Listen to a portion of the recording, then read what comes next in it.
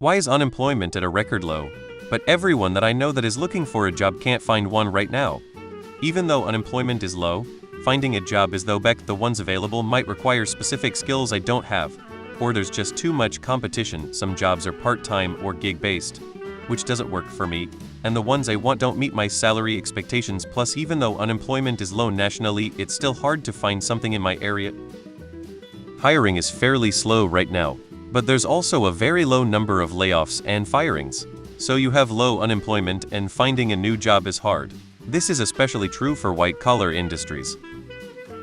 All the jobs that pay living wages and have benefits and actual reasons to want to work for them are filled up.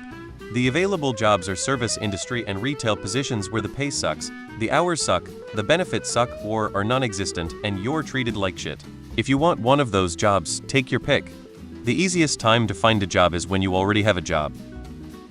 The job search system we came to rely on has been compromised, meaning people searching don't have a lot of faith that anyone real is even looking at their application, and the hiring director gets loaded up with fake or insincere applicants.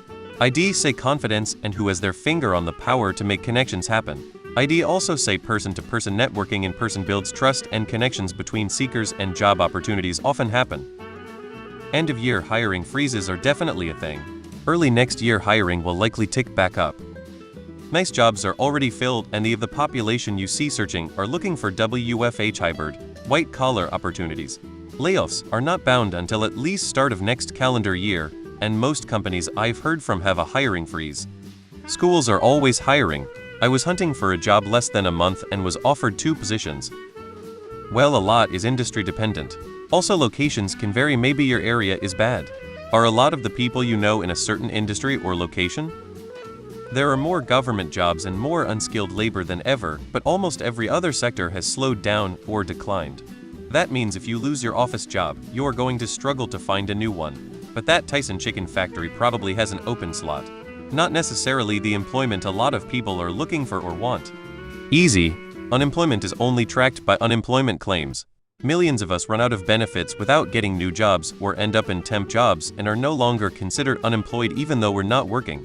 Meanwhile, companies keep cutting jobs and we're still out there applying for what's left along with the younger generation. It's a failed system. Well, by definition, everyone you know who's looking for a job is not employed. How many people do you know that are actually working? So many job seekers, employers can be picky. Official levels of unemployment may be low, but underemployment is rampant.